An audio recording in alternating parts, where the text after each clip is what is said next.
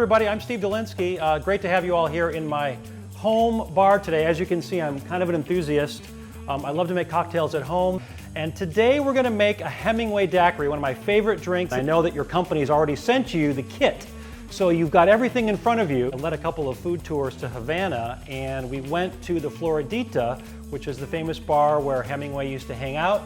If you go there now, you will see a bunch of bartenders sort of casually and lazily pouring rum into blenders. I like to use something with a little bit more oomph, a little bit more earthiness to it. This is Flor de Caña. It's very important when you're making drinks to have them calibrated, to have them measured.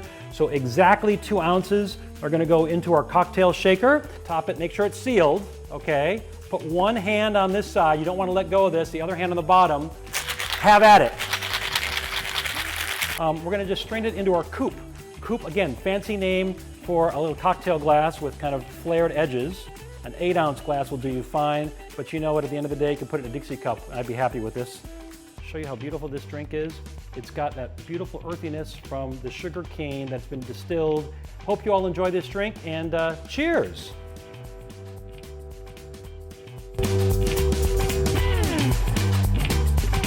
And deep dish and stuffed and tavern style. Let's talk about the Chicago styles first of all. Tavern is the oldest. That's been around since the 1920s. Very thin and crispy, sauce and cheese all the way to the edge. Now this is an important style because it began in the taverns, in the neighborhood bars in Chicago. People would stop there on the way home from work. They'd have a little snack. The bartenders realized they get you something, if they give you something salty to eat, you'd order more beers. And so they'd make these little thin pizzas, they'd cut them into little squares, and they'd pass them around the bar so they could fit on a cocktail napkin. Most people who are born and raised in Chicago, in the neighborhoods, know Chicago style really means thin, it means tavern style. Now of course then there's deep dish. Deep dish is quite a bit different, started in 1943, a bar called Ricardo's, which later became Uno's because they opened a second place called Dewey's, and when that happened they named Ricardo's Uno's. Well, the owners at Uno's, Ricardo's, decided they wanted something a little bit bigger, more substantial for the GIs coming back from World War II, think deeper. So they used more of a cake pan, and they built it in reverse. They went dough, and then a layer of cheese to protect the dough, and then toppings, and then finally sauce.